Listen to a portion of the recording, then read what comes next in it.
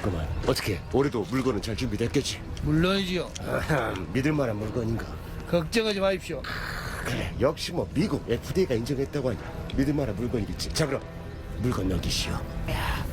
자, 한번 봅시다. 이야, 이 뽀얀 살 좀 봐. 역시 강원만 그리지. 굴 좀 볼 줄 알구만. 당연하지. 찬바람이 싸늘하게 듀뺨을 적시면 꿀맛이 되는 계절. 여수 가망만이 키워 더 싱싱하고 더 믿을 수 있는 겨울의 맛. 역시 굴은 여수 가망만 굴이 찐이제. 자, 이맘때 정말 맛이 가득가득 찬 게 바로 굴 아니겠습니까? 그렇고 가망만 굴이 정말 맛이 일품이라고 하는데 남녀노소 누구에게나 좋은 이 굴 맛 어떤 모습일지 어떤 맛일지 여러분께 제대로 확인시켜 드리겠습니다. 저기 배인데 타러 갈게. 가자. 고고고. 지금은 바야흐로 가망만 굴의 계절. 여기 계시는구나. 사장님 안녕하세요.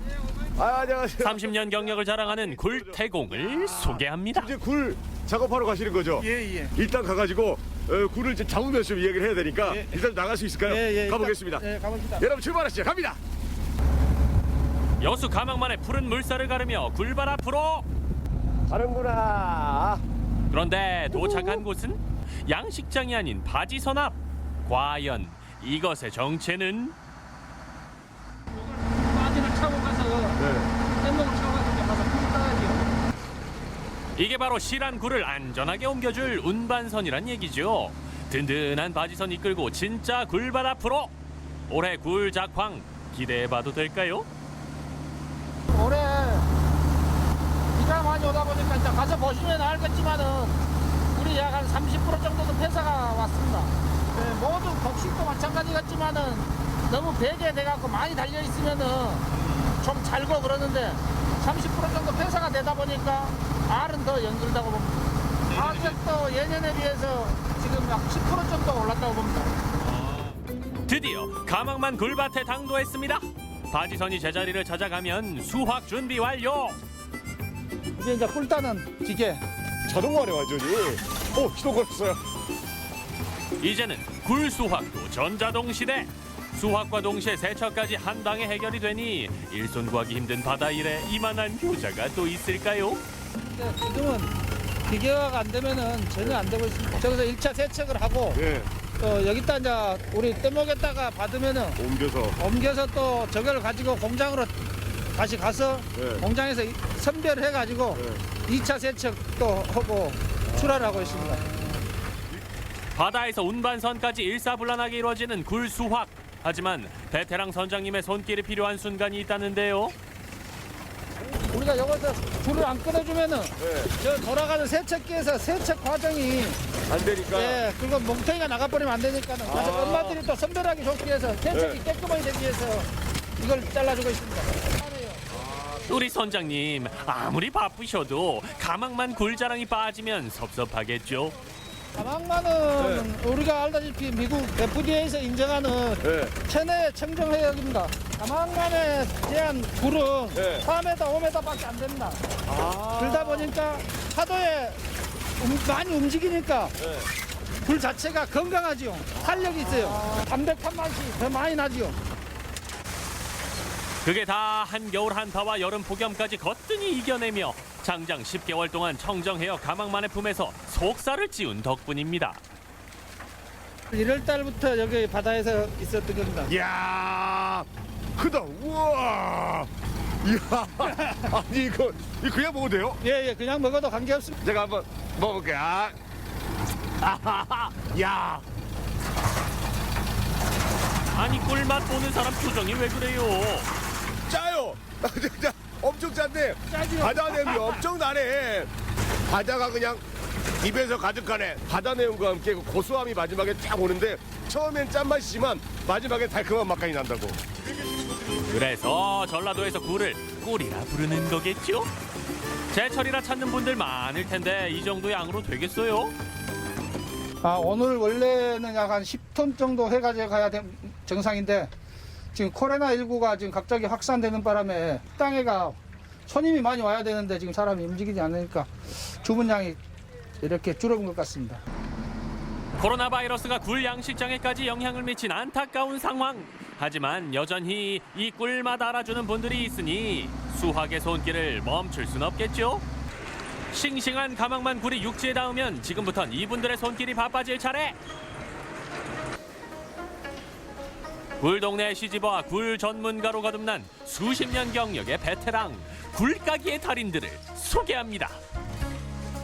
아니 근데 보통 이렇게 굴 작업하면 이런 다 대화도 하는데 근데 내가 하는데 카메라 와갖고 놀래갖고 지금 말 못해요. 너무 놀래가지고 네가 왜 거기서 나와? 계신 분들이 보통 경력들이 어느 정도인데요? 굴 까는데 30년이 넘는다. 아 30년 됐습니다. 이야 굴의 달인들. 우리가 요거 굴 놓고 힘을 내고 요 굴을 30년 안 까요. 이런 굴이 좀 좋은 굴이다 구별하는 방법이 있다면 테두리는 까마고 네. 알은 토실토실하고 그래서 맛있고 피부도 좋고 미용에도 좋고. 테두리는 까맣고 알은 토실토실. 입력하셨죠? 그 이 싱싱함이 진짜 그 탱글탱글하네. 살아있네 진짜로. 와. 자, 그럼 지금부턴 가망만 굴의 색다른 맛에 한번 빠져볼까요? 일단 겨울철 여수에 와서 안 먹으면 섭하다는 굴구이부터. 굴 익어가는 사이 주방에선 달걀옷 곱게 입은 다음 주자 굴전 준비가 한창. 튀긴 건 뭐든 맛있다지만 굴튀김만한 게 또 없죠. 굴 요리에 활용 점정을 찍을 뜨끈한 굴죽까지. 여수 인심이 이 정도입니다. 드디어 우리가 열심히 아침부터 작업한 굴이 이제 요리가 끝났습니다. 기대가 되십니까? 예. 본인이 직접 잡아온 굴이니까 우리 같이 먹어야죠. 예, 그래야죠. 지금 굴집이 지금 다 익어가지고 한번 제가 열어보겠습니다. 이야, 얼마나 잘했는지 봅시다. 자, 와우. 부들부들 꽉 들어찬 속살에 훈기를 더한 굴구이 완성. 푸짐한 굴 요리 한 상이 차려졌습니다. 일단 굴 본연의 맛을 즐길 수 있는 생굴로 스타트를 끊어볼까요? 사장님 짠 한번 할래 우리? 짠 한번 하시고 짠 한번 하시고. 바다에서 먹었을 때에는 솔직히 약간 좀 짠맛이 좀 셌거든요. 근데 이렇게 또 짠맛보다는 고소한 맛이 확실히 있고 마지막 맛이 단단한 맛도 좀 올라오는 느낌이 있어가지고 생굴에 또 매력이 있네요. 어떻게 먹으면 좋아요 근데 굴찜은? 아, 이것은 다 익었으니까 그냥 이거 까가지고 네. 바로 차중에 바로 찍어 먹으면 되겠습니다. 그래가지고 이 벌린 친구들 해가지고 데리고 와서 야, 생굴로 먹을 때 또 맛이 다르네. 그러지요. 아 고소하네. 부드러운 굴맛 즐기기엔 지금이 딱! 너무 익으면 질겨지는 거 아시죠? 아유 뭐예요? 마지막 굴죽입니다. 굴죽 저희가 이것도 맛있게 먹는 방법이 있습니까? 굴죽은요, 갓김치를 올려서 드시면 더욱 맛있습니다. 아 그래요. 뜨끈한 굴죽에 갓김치 한 조각을 척 올려서 크게 한 입 먹어주면 아는 맛이 더 힘든 거 아시죠? 뽀얀 속살의 달달한 맛으로 꽉 채운 싱싱탱탱 여수 가망만 굴. 올해도 많이 사랑해 주세요.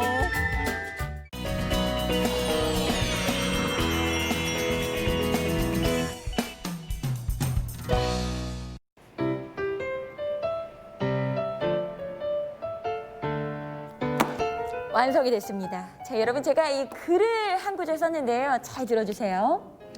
주라주라 박경윤. 이제 좀 사라져 주라. 코로나야 물러가 주라주라.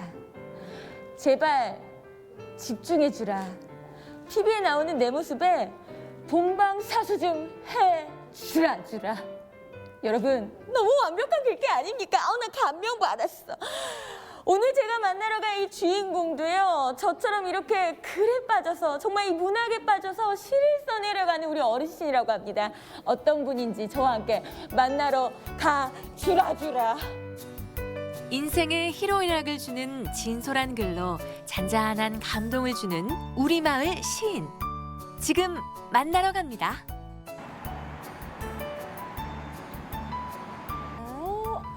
이거 맞네요. 자, 여러분, 원주에 위치한 한 센터 앞에 나와 있는데 여기에서 우리 어르신이 훌륭한 글솜씨를 발휘하고 있다고 합니다. 지금 뭔가 소리가 들리는 것 같지 않으세요? 우리 어르신의 청량한 목소리. 자, 이분이 맞는 것 같습니다. 한번 들어가 보실까요? 이 세상에 어디에 비할까? 찾아내어도 끝도 없이 나오는 정. 그 사연 속에 홀로 살아온 엄마. 짧게 들어도 뭔가 뭉클한 마음이 드는데요. 어머니를 생각하며 쓴 애절한 시에 박수가 절로 나옵니다. 와! 안녕하세요, 어르신. 안녕하세요. 야, 지금 뭐 하고 계셨던 거예요? 책 좀 보다가 글씨 생각이 나면 글씨도 쓰고. 우와. 이래고 이야, 그럼 맞네. 자, 잠시만요. 오늘 그러면은 제가 찾는 이 봉산동의 마을시인 우리 어르신 맞습니까? 맞아요. 찾았습니다. 50년째 원주시 봉산동에 거주하며 틈틈이 시를 써오고 있는 윤영하 어르신. 직접 쓴 시를 친구분들과 함께 공유하는 시간이 소소한 낙이 되었습니다. 어르신, 글을 보고 눈물이 이렇게 많이 고이신 것 같아요. 좀 어떤 마음에서 이렇게 글을 좀 읽으셨어요? 지금 이거 읽어보니까 네. 눈물이 쭉쭉 흘러. 아유. 엄마 아버지가 내 생각에 아버지는 보지도 못하고 돌아가셨으니까. 또 이렇게 선락하는 거 진짜 얼마나 저갑니까? 이렇게 선락하는 것도 진짜 어렵지요. 예, 그때 당시에는 저희들은 공부를 못 했지만은 그래도 글이라도 배워서 이렇게 서시가 이렇게 나오시는데 얼마나 감사하시고. 정식으로 등단한 시인은 아니지만 삶이 녹아있는 진솔한 글로 감동을 전하는 마을 시인. 윤영하 어르신의 이야기는 다큐멘터리로도 제작됐습니다. 네, 봉산동 도시재생 프로그램은 어르신들을 위한 프로그램이 많이 있습니다. 저희 센터에서는 어르신들의 여가 생활을 위해서 시니어 아티스트라는 프로그램을 개발하게 되었는데요. 발굴 작업 중에 윤영하 할머니의 시를 발견하게 되어서 저희가 또 공모전에 응모를 했는데 작가 스테이지에 선정이 되셨어요. 그래서 할머니의 시 그리고 할머니의 삶을 담은 다큐멘터리를 제작하게 되었습니다. 윤영하 어르신의 다큐멘터리는 한국문화예술위원회가 주관하는 작가 스테이지 프로그램에 선정돼 최근 온라인 채널을 통해 소개됐는데요. 70대 마을 시인의 인생과 시가 담긴 영상은 많은 이들에게 감동을 전하고 있습니다. 작가님, 우리 어르신을 이제 대상으로 해가지고 다큐멘터리를 제작을 하셨잖아요. 네네. 정말 감명 깊게 봤는데 혹시 어떤 이유에서 또 이거를 만드시면서 좀 소감도 궁금하거든요. 일단은 시나 이런 문학을 누구나 쓸 수 있다라는 게 기본 취지였고요. 네. 저같이 등단한 작가들이 아니라 할머니나 어르신들이 이런 도시재생 활동을 통해서 여러 경험을 쌓을 수 있다라고 하는 게 그 취지였고 만들고 나서는 다행히 호평 일색이라서 서울 쪽에서도 굉장히 많은 감동을 받았다고 하더라고요. 그래서 이번 일을 계기로 더 활성화돼서 제2, 제3의 윤영하 할머니가 나오셨으면 좋겠습니다. 댁에서는 어떻게 지내시는지 어르신의 일상을 따라가 봤는데요. 역시나 뭘 열심히 쓰고 계시죠. 요즘은 불경을 옮겨 적고 외우면서 하루를 보낸다고 하시네요. 하면 이거 보니까 이게 불경이잖아요. 불경 심묘장군 대단한 책이 있다고. 이거를 얼마나 이렇게 쓰신 거예요? 다 이렇게 또 줘서 한 권씩. 네. 그래 이렇게 써야지 어떻게. 아니, 하루에 몇 번 쓰세요? 하루에 대충 써요. 5장도 썼다가 또 10장도 썼다가 쓰는 거예요. 그래서 쓰기는 또 이제 다 쓰고 나니까 또 이제 이걸 5장씩 아침에 저녁에 잘 때 5장 읽고 쓰고. 그러니까 뭐든지 글을 자꾸 쓰니까는 그런 글씨도 자꾸 이렇게 자꾸 쓰게 된다고. 써 자꾸 써진다고. 가는 장소마다 이렇게 좀 생각이 나. 쓰고 싶으면 그럼 머릿속에다 이렇게 생각했다가 그래 한 장 한 장 또 쓰고. 그렇게 한 장 한 장 쓴 시가 40여 편에 이르는데요. 가족에 대한 이야기부터 치악산 계곡, 장미꽃 등 일상에서 마주친 풍경까지 모든 것이 소재가 됐습니다. 아니, 우리 어르신이 이렇게 쓴 글을 읽으니까는요. 제가 여태까지 읽었던 시 중에 그 세월의 흔적과 우리 어르신의 그 마음이 고스란히 담겨 있는데, 아니 어르신 이거 시, 글 같은 거 배우셨어요? 배우긴 어디 배워. 그러면서 내가 시 잘 쓰지. 근데 배우지 못하고. 근데 좀 시인한테 공부 좀 해야 돼. 묻혀놓고 쓰려니까는 생각이 안 들어. 그러니까 시인한테 만나가지고 같이 좀 배워가면서 한 구절 한 구절 써보려고 한다고. 내가 하소연할 때 들어주는 당신, 서로 사랑하여 일심동참 만남의 기억, 당신 머리가 팥뿌리가 되어서 우리 행복을 꼭 간직해 한 세상 살아가면서 사랑하는 마음으로 인생살이 달갑게 살아보자고요. 사랑하는 내 남편. 오늘 우리 어르신의 글을 쭉 읽어내려가다 보니까는 정말 우리 나이 때는 담을 수 없는 그런 정서와 감정이 고스란히 실려있는 글이지 않았나라는 생각이 드는데, 어르신 앞으로는 좀 어떤 글을 쓰고 싶으신지 들어보고 싶어요. 글쎄, 조금 더 밝은 거? 또 조금 내가 쓰기 좋은 걸로 동시를 조금씩 좀 쓸까 하고 했는데, 이제 자꾸 나들이를 나가봐야 돼. 나가봐서 이제 자꾸 한 구절 한 구절 좀 써봐야지 뭐. 문득 떠오르는 마음을 글로 남기고 싶어 써내려간 시. 그렇게 윤영아 어르신의 인생은 한편의 시가 되었는데요. 봉산동 마을 시인의 이야기는 앞으로도 계속됩니다. 여러분, 오늘 우리 어르신이 써내려간 글을 만나봤습니다. 사실 저는요, 시대도 다르고 세대도 다르고 스토리도 다르기 때문에 이해할 수 있을까 싶었는데 오로지 다 전달받을 수 있었던 감동의 시간이었던 것 같습니다. 어르신, 앞으로도 좋은 글 오래오래 써주시기예요.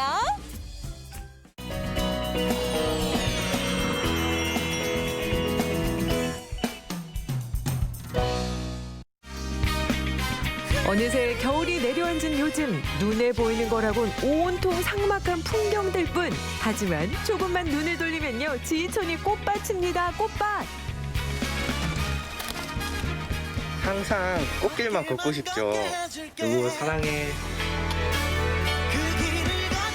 알콩달콩 사랑이 꽃피는 농장, 늘 꽃길만 걷고 싶은 청춘의 이야기와 함께합니다.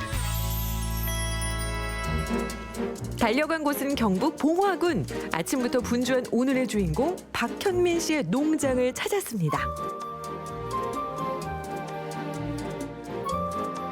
꽃미소로 반갑게 맞아주는 현민 씨의 아이들. 농부 5년 차에 아내와 세 딸까지 있으니 진정 사랑이 꽃피는 농장 맞습니다.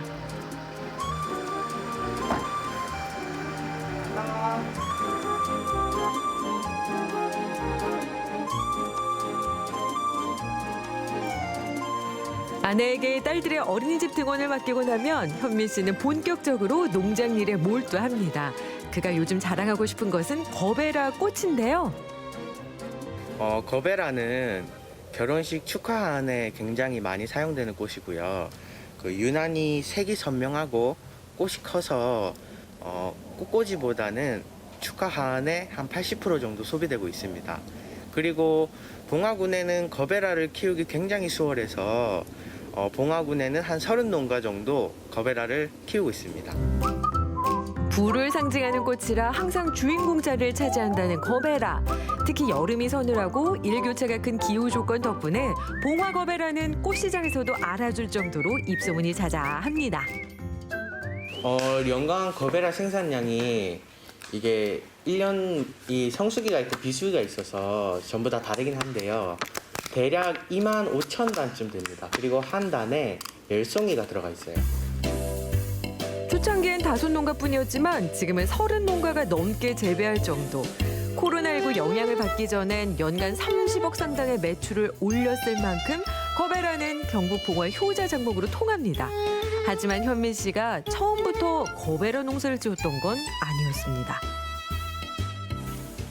저는 이거 농사 짓기 전에 안개꽃 농사를 지었었고요. 그때 기술이 없어서 실패를 봤기 때문에 저희 작은 아버지가 하시고 계시는 거베라를 하게 된 이유도 있고요. 그리고 거베라는 사계절 내내 온실에서 키우기 때문에 또 수익성도 괜찮고 또 체험 농장으로 할 수 있어서 그게 강점이 돼서 거베라를 하게 되었습니다. 사실 현민 씨는 더 일찍부터 농부를 꿈꿔왔습니다. 농업 전공자로서 17의 나이에 이미 진로를 굳힌 당찬 청년이었죠. 우선은 저희 부모님이 농사를 짓고 계셨어요. 그래서 벼농사나 고추농사 되게 많이 지으셨는데 그러다 보니까 저는 어릴 적부터 봐온 게 뭐 농작물이나 그런 어떤 농업에 관련된 것들이어서 저는 자연스럽게 부모님이 하시고 계신 가업을 이어서 또 제가 고등학교를 원예과를 나오고 농업계 고등학교를 나오다 보니까 어떤 자연스럽게 준비 과정을 다 거치고 농업에 뛰어들 수 있었던 것 같습니다. 학창 시절에 만난 지금의 아내는 함께 농부의 꿈을 꾸던 친구였습니다. 동업자이자 공동대표로서 아내는 이제 때려야 뗄 수 없는 반쪽이 됐습니다. 물론 여기엔 또 다른 응원군도 있었는데요. 제 멘토이자 가장 든든한 선배가 있다면 바로 부모님입니다.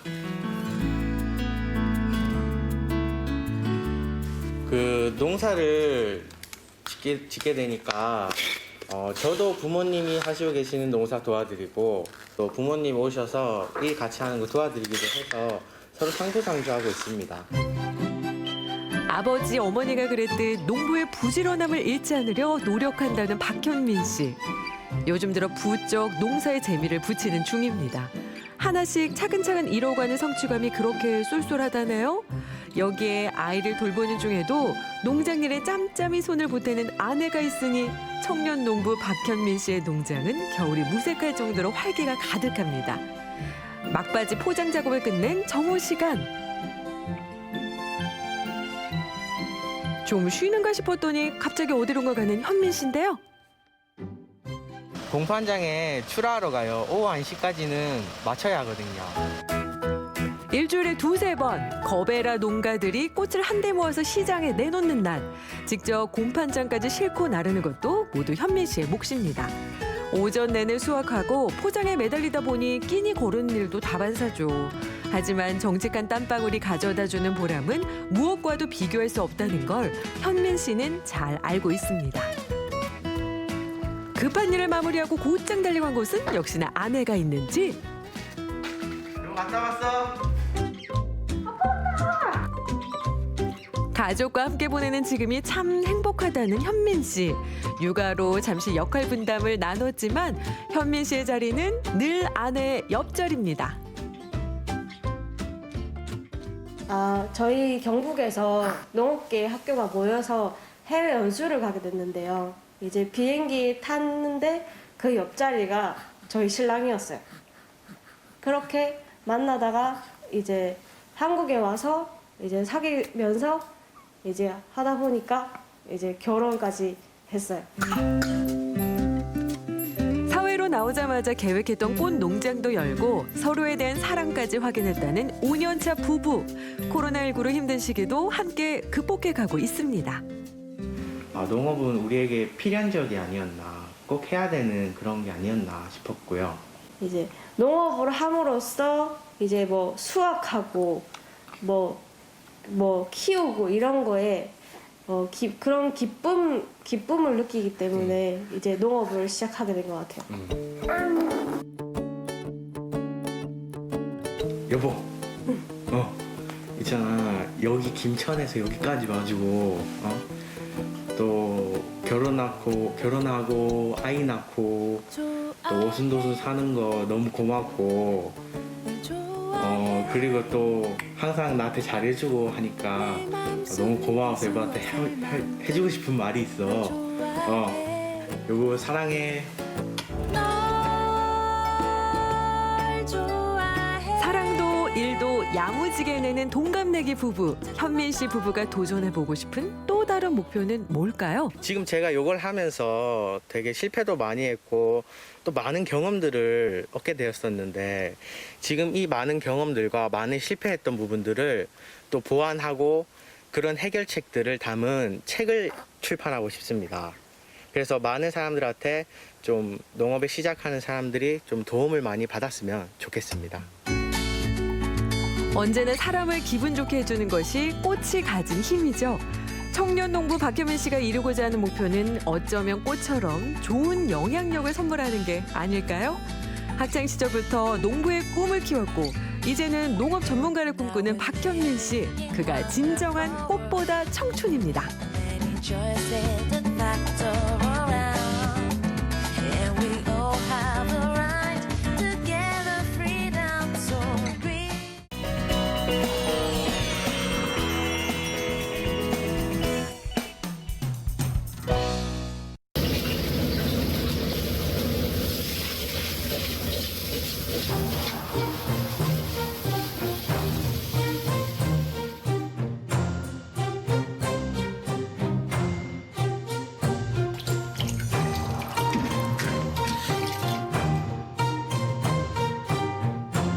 외식 메뉴의 클래식 짜장은 언제 먹어도 맛있죠?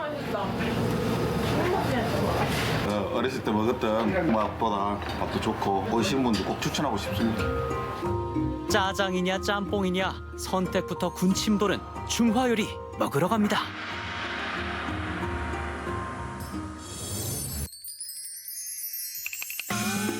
여유로운 하동에서 맛볼 음식, 인심 좋은 금오산처럼 푸짐한데요. 여기서 먹으면 더 좋겠지만 금오산까지 배달이 안 됩니다. 바로 중화 요리. 근데 어느 동네나 있을 법한 중국집 분위기인데요. 하동까지 와서 먹는 이유가 있겠죠? 하늘에 다 맛있어. 그래서 손님들이 많지. 단골이라서 하는 말이 아닙니다. 먹고 빠지는 센스에도 언제나 만석. 현지인 맛집에서 옆 동네까지 소문났다는데요. 중국집 하면 쫄깃한 면 요리인데 이 집은 다른 게 더 유명합니다.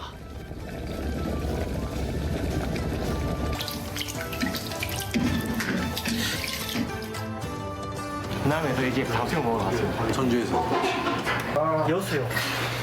이 중화비빔밥이 다른 중국집에서도 안 팔고 특별해가지고 왔어요. 소문 듣고 4시간을 달려왔어요. 이 맛을 보려고. 짬뽕 하나, 그다음에 짬비, 중화비빔밥 하나.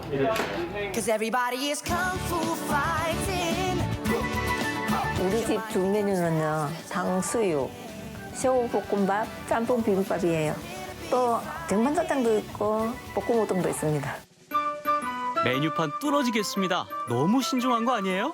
필체가 굉장히 좋으시고 칠판 넘칠세라 명필로 꾹꾹 눌러 쓴 메뉴판. 그중 시선을 사로잡는 짬비. 짬비는 짬뽕 비빔밥 줄임말이에요. 짬뽕을 비빈다고요? 남들이 다 종합비빔밥이라고 하대요. 이름부터 입에 착착 붙는 짬비. 해물도 아낌없이 넣는 게 비법인데요. 짬비는 홍합도 들어가고 반지락도 들어가고 새우도 들어가고 돼지고기도 들어가고 짬뽕 재료를 넣고 야채를 넣어가지고 볶아가지고 맛을 내는 거예요.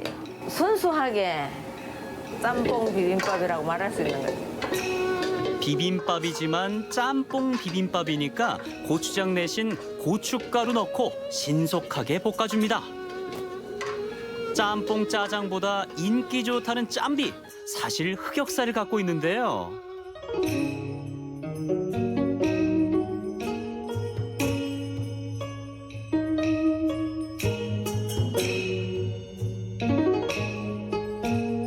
짬비를 원래 주방장이 만들던 음식이거든요. 한 달에 한두 그릇 나왔어요, 처음에.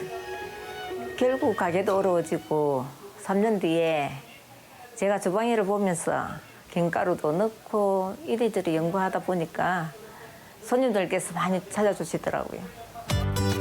입으로 맛있는 건 눈으로도 맛있는 법이죠. 눈으로 다 먹었으면 식기 전에 본격적인 먹방. 짬비, 도대체 무슨 맛이에요? 진짜 맛있다.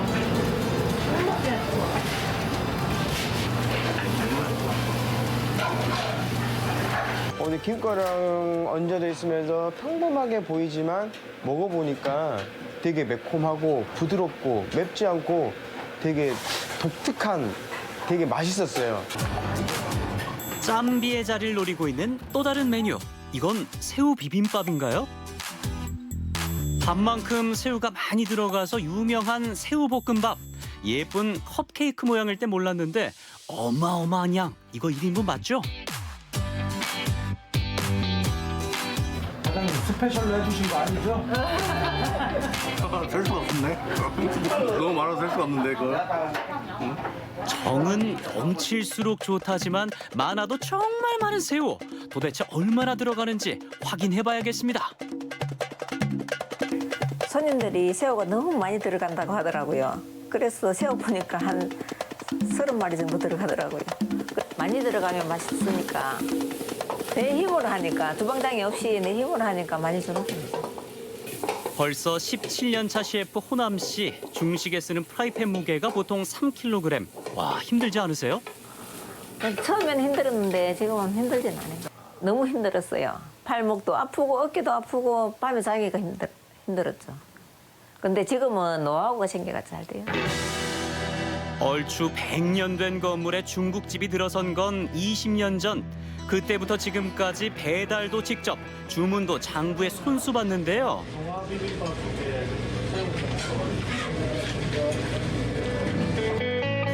한결같이 보내온 20년, 고스란히 내공이 됐습니다. 중국집에서 빠지면 섭섭한 탕수육도 옛날 탕수육을 고집하는데요.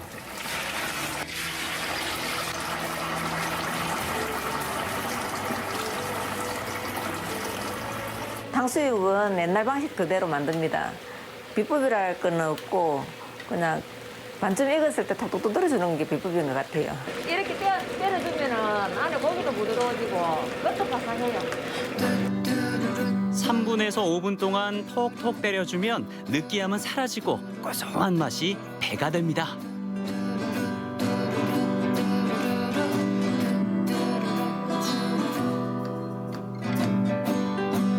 먹고 싶다 먹고 싶다 먹고 싶다 맛있는 걸 먹고 싶다. 탕수육을 씌우면 보통 기름이 씹히는 것이 많은데 기름 씹히고 바삭바삭한 게 약간 찹쌀 탕수육 먹는 느낌도 들면서 바삭바삭하니까 더 맛있는 것 같습니다. 인기 메뉴, 옛날 메뉴도 좋지만 중국집 하면 짜장면 아닙니까? 그냥 짜장, 간짜장, 종류도 다양한 짜장. 이 집 대표는 쟁반짜장입니다. 꼴뚜기, 새우 포함 무려 5가지 해물이 듬뿍 들어가는데요.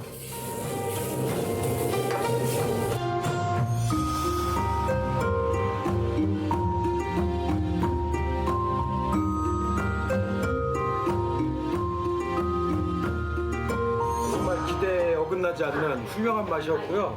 사장님이 분점 승인해주면 제가 집에 가서 꼭 분점 하나 차리고 싶습니다. 그 정도로 맛있게 먹고 갑니다. 그래서 나중에 또 이쪽 근거에 와가지고 또 온다면 꼭 다시 한번 찾을 계획입니다. 정말 맛있었습니다. 예, 못 드시고 가신 분들 정말 죄송하고요. 다음에 오시면은 더 맛있는 음식으로 보답하겠습니다. 찾아줘서 고맙고요. 다음에 오시면 더 맛있는 음식으로 대접하겠습니다. 감사합니다. 맛있는 건 점점 많아지지만 언제나 가깝고 정겨운 우리 동네 중국집은 영원하겠죠? 뭐 먹을지 고민되면 탕수육에 짬뽕 비빔밥 어떠세요?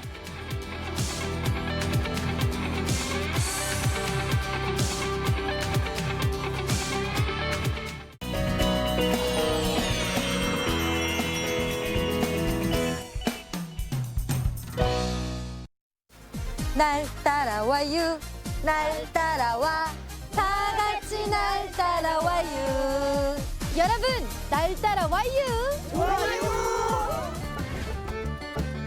차가운 바람에 옷깃을 여미는 계절.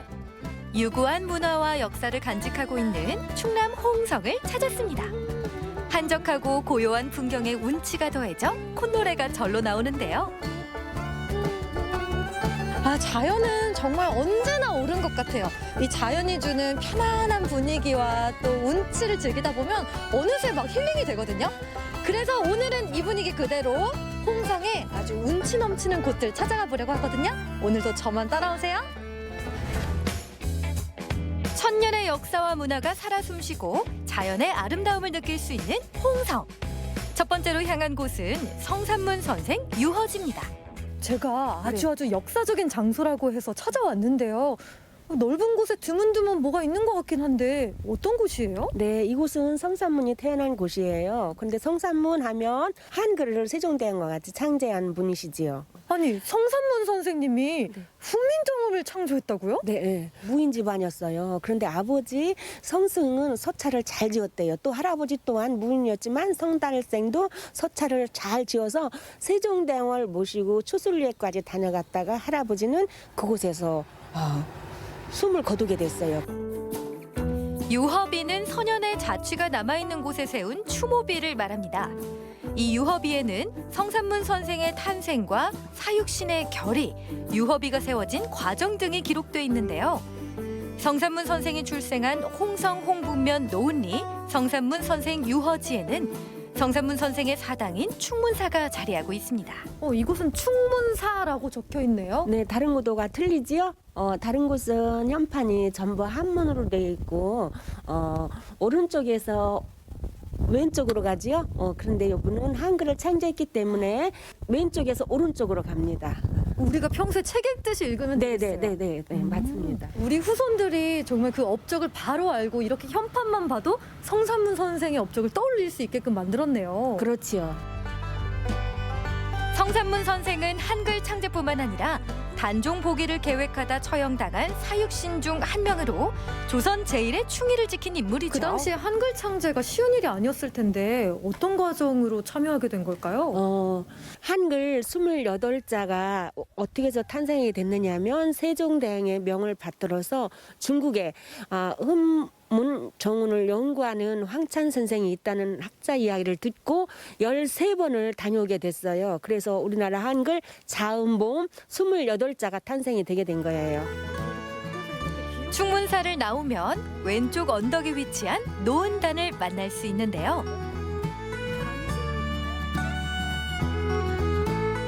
이 몸이 죽어가셔 무엇이 될꼬 하니 복례산 제일봉에 낙락장송 되하이셔 백설이 만건곤할제 독야 청청하리라. 정몽주의 단심가는 익숙한데요. 성산문 선생의 단심가는 처음 봐요. 그렇죠. 정몽주는 고려 때 학자잖아요. 정몽주는 나라에 대한 충성이고 이분은 성산문은 단종에 대한 충성에서 단심가라는 시조를 끌려가면서 지었던 겁니다. 그 시대는 다르지만 이 단심가는 그 충성심 하나는 같은 의미네요. 그렇지요. 노은단은 대원군에 의해 서원이 철폐되자 성산문 선생과 사육신의 위패를 그 자리에 묻고 매년 제사를 지내는 곳입니다. 역시 그 성산문 선생의 유허지답게 여기에 모시고 있는 건가요? 아니에요. 여기는 선생님의 시체가 묻힌 곳은 노량진에 있어요. 근데 여기는 이제 신주가 묻힌 곳이에요. 그래서 왜 따로 묻혀 계신 거예요? 왜 따로 묻히게 됐느냐면 여기는 1672년도에 조선 현종 때 인왕산에서 신주가 발견이 됐어요. 아들과 형제들 모두 다 죽음을 당했는데 여자분들은 죽음을 당하지 않았어요. 그래서 효옥이라는 딸이 부모님 제사를 밤나무로 신주를 깎아서 제사를 지내다가 송시열 선생한테 이야기를 해서 성산문이 태어난 고향으로 모셔야 된다 해서 이곳에서 모시게 돼서 여기를 노은단이라고 부르게 됩니다. 이번엔 항일 의병의 넋이 서려 있는 홍주 의사총으로 향했는데요.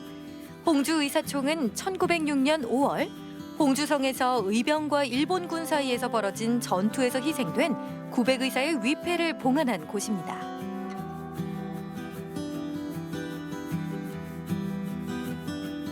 그 당시에 일본군들은 이제 무기가 달랐어요. 무기가 달라서 이 무기 때문에 의병들이 이렇게 희생을 당했어요.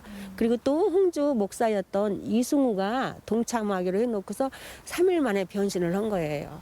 그래서 이완용이 특수부대를 내려보내서 진압을 하게 됐어요. 그래서 성 안에는 그런 흔적들이 많이 남아 있습니다.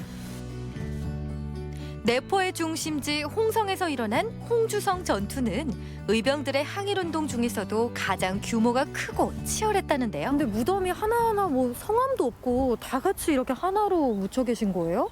그 당시는 여기 천에 많은 시승이 나무에도 걸쳐 있고 뭐 남자들이 꽂았던 상투가 나와서 그 개수에 따라서 한 900에서 1000명 정도 된다 해서 여기다 무덤을 해놓고 이제 지명이 900의층이라고 부르다가 49년도에 이제 도지정 문화재로 지정받으면서 홍주 의사청으로 이제 바뀌게 됐어요.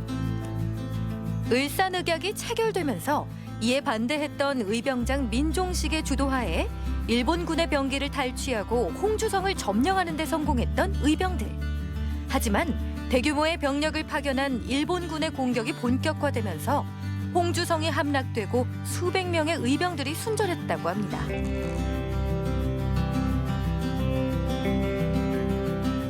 의지가 강했지만 사실 지금 생각해보면 얼마나 더 무섭기도 했을까요? 그리고 옥에 갇혔을 때도 주리를 틀고 많은 고문을 당했겠지요. 그래도 그때 고문을 당하면서도 김복환 선생은 뭘 하겠느냐면 내가 죽거든 내 무덤에다 왜가 망했다는 소식을 전해달라는 그런 말을 남기고 돌아가셨어요. 이렇게 홍성 곳곳을 돌면서 이 여행을 하면서도 이렇게 역사를 같이 보고 느낄 수 있어서 정말 또 뜻깊고 소중한 여행이 되는 것 같아요. 이번엔 오롯이 자연을 감상할 수 있는 서부면의 국립호구로 향합니다.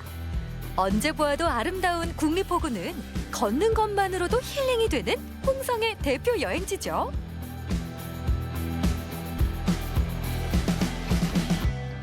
끝도 안 보이는 천수만!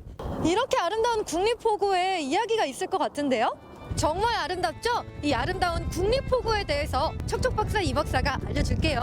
홍성 제8경에 속하는 이 국립호구는 충남 홍성군 서부면 남당 항로에 있는 인근의 작고 아담한 마을에 있는 항구입니다. 이 항구 마을 지형이 활처럼 생겨서 붙은 이름이라고 하는데요.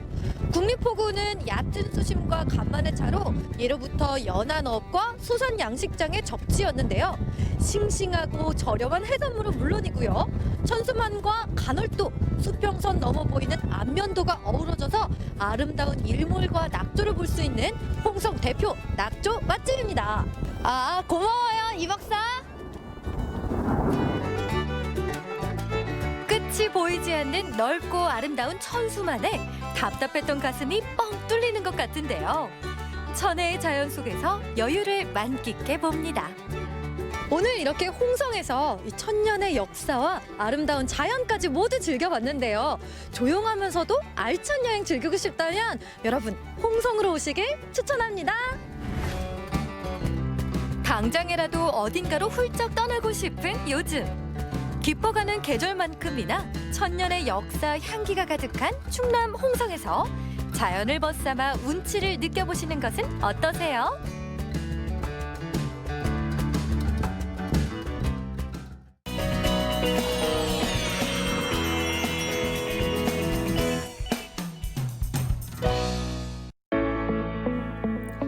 우리의 삶에 다양한 형태로 영향을 주는 건축.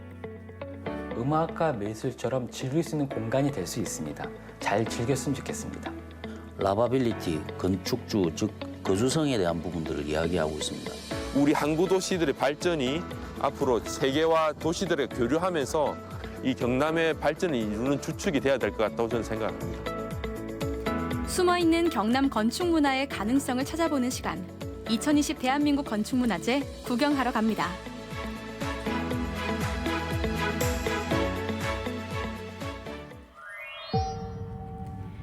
도시의 첫인상을 좌지우지하는 것 중 하나, 각 지역의 개성을 뽐내는 건축물이 아닐까 싶은데요. 경남의 얼굴이 되어주는 전통 건축부터 현대 건축까지 두루 살펴볼 수 있는 기회가 마련됐습니다.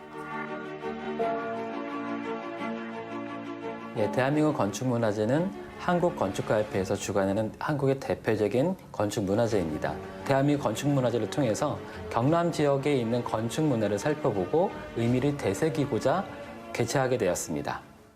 대한민국 건축문화제 전체 주제는 일반 전시, 특별 전시, 주제 전시로 나뉩니다. 그중에 경남 건축가에 관여한 것은 주제전시고요. 주제전시는 건축주라는 제목 하에 주자가 3개가 들어갑니다. 하나는 주인할 때 주자고요. 하나는 거주할 때 주자고 하나는 경계 주자입니다. 그래서 주인 주자는 건축의 주인은 누구인가라는 제목 가지고서 건축가, 건축주, 시공자 간의 관계를 통해서 건물을 보려고 하고 그 대상 건물은 경남 지역에 있는 건물입니다. 아쉽게도 온라인으로 진행되는 건축문화제. 우리 지역의 도시와 건축을 알리는 주제 전시의 핵심만 쏙 준비했습니다.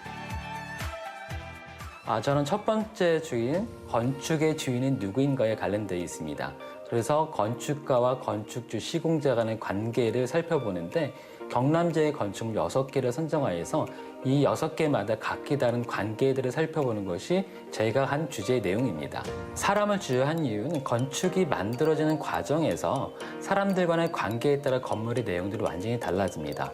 월든레이크라는 건물인데 모르는 사람끼리 모여서 마을을 만들어야 되는 경우였습니다. 프라이버시를 위해서 담장을 갖다 놓게 되는데 이후에 재밌는 현상이 뭐였냐면 옆집에서 무슨 소리가 나는 거죠. 그래서 저게 뭐지 하고 보니까 오토바이 소리인 거예요. 그래서 그걸 가지고서 나도 취미를 가졌으면 좋겠다 라고 해서 이웃 관계가 형성이 된 건데 이거는 이렇게 비유할 수 있을 것 같아요. 아파트에서 소음은 층간소음 문제가 되지만 이렇게 평지에 있는 마을에서는 이 소음은 호기심의 대상이 되는 거죠. 공간이 바뀌면서 사는 방식도 달라지는데요. 건축주, 건축가, 시공자의 관계는 건축에 따라서도 달라집니다. 경남대 창조가는 시공자 입장에서는 굉장히 어려운 땅입니다. 왜냐하면 경사지가 있고 높이 차이가 지상과 지하 거의 3층에서 6층 차이 나기 때문에 굉장히 거대한 토목 공사가 이루어져야 되는 것입니다. 그 결과물의 출발점이 뭐가 있으냐면 각 행위자들, 시공자, 건축가, 대학들은 공동으로 합의한 게 있었습니다. 그게 뭐냐면 지상을 공원화하고 건물을 지하화하자. 이 건물의 특징은 즉 거대한 옹벽과 여러 군데 크고 작은 광정들이 있어서 내부를 지하를 지하닿지 않게 만드는 게 속성입니다. 건축 즐기는 방법을 고민해 볼 수 있었던 첫 번째 전시. 다음 주는 거주성이라고 이야기를 할 수 있습니다. 그래서 사람이 살아가는 삶의 공간, 그래서 그 공간에서 우리가 삶이 어떻게 펼쳐지고 그 안에서 가족 간의 어떤 관계, 사회성에 대한 어떤 부분들 이런 것들이 만들어지는 거고요. 특히 우리나라 같은 경우에는 공동주택이라는 개념이 과거에 동네나 마을이 재해석되어져서 단지화되고 고층화되면서 만들어진 독특한 주거 유형이기 때문에 거기에서 주에 대한 어떤 부분들을 우리가 찾을 수가 있습니다. 1960년대 단지식 아파트가 등장하면서 우리 일상에 뿌리 내린 아파트. 공동주택의 과거부터 미래까지 궁금하다면 클릭하세요. 제2주제전은 공동주택을 중심으로 하는데 대한민국의 주거 양식 중에 70%를 차지하기 때문에 그 수가 상당히 많습니다. 그래서 그중에서도 공동주택인 부분을 중심으로 해서 한국토지주택공사와 진행되어진 프로젝트를 중심으로 해서 그 자료를 과거, 현재, 미래로 나누어서 전시를 하고 있습니다. 과거는 90년대 이전으로 인간의 삶에서 물리적 공간 확보와 특정 목적 공간을 확보하기 위하여 접근하였으며 현재는 2000년대에 개인의 다양한 욕구를 수용하고 정체성을 실현시키며 재산 축적 수단으로 사용되는 시기입니다. 미래는 기술적 진보를 바탕으로 특화된 공간 실현과 가족 중심의 쾌적한 공간 제공을 개념으로 진화될 것으로 예측하고 있습니다. 직접 우리가 살고 있는 공간이기 때문에 현재 공간과 비교해서 과거에는 어떻게 되었고 지금은 어떻고 미래는 어떻게 변화될 것이며 거기에서 나 자신이 어떻게 살아갈 건지에 대한 부분들을 생각해 보면 상당히 재미있게 접근할 수 있을 것 같습니다. 삶에 도움이 되고 싶은 전시 마지막은 세 번째 주제죠. 그 건축주의 두루주자입니다. 경계를 나타내는데 우리 경남의 가장 큰 특징, 어떤 도시문의 특징을 보여줄 수 있는 곳이 어딘가, 저희들이 어디를 눈여겨봤는가 하면 항구도시를 눈여겨봤습니다. 건축을 확장시킨 주제인데요. 건축문화제를 개최한 경남을 소개할 때 꼭 소개하고 싶은 남해안입니다. 이 경남의 도시 문화의 특성을 이 항구도시로서 보여줌으로써 앞으로 경남의 하나의 발전의 주축을 이루는 중심 지역이라고 봅니다. 그래서 그러한 것들에 대한 내용들을 담아서 이번에 전시를 하게 되었습니다. 그 마산의 도시 특성들을 보면은 그 도시의 그런 근대 건축의 특성, 근대 도시의 특성이 그대로 고스란히 남아 있습니다. 특히 독립운동을 했던 그런 흔적들과 그 다음에 조만간에 이제 우리 마산항에 지어질 민주주의 전당 등 그런 역사의 흔적들이 남아 있습니다. 그리고 우리 마산을 지형적으로 본다면은 바다와 무악산이라는 자연 환경 속에 형성된 도시의 특성이라고 할 수 있겠습니다. 남해안 항구 도시와 마산항의 이야기를 빼곡히 알고 싶다면 세 번째 주제전도 놓치지 마세요. 근데 앞으로 해양 신도시가 조성되면서 마산만에 있는 진수공간과 더불어 앞으로 그러한 것들이 얼마든지 우리 마산도 바다를 끼고 있는 훌륭한 오픈스테이를 갈 수 있는 그런 미래를 좀 상상해 볼 수 있습니다. 그리고 홈페이지를 업데이트하면서 그러한 내용들을 계속 저희들이 올리려고 지금 계획을 하고 있습니다. 그러니까 전시가 언제 끝난다 이런 거는 사실 정해진 건 아닌 거죠. 예. 경남의 건축 문화를 안방 1열에서 볼 수 있는 온라인 전시. 활짝 열려 있으니까 언제든 보러 오세요. If you love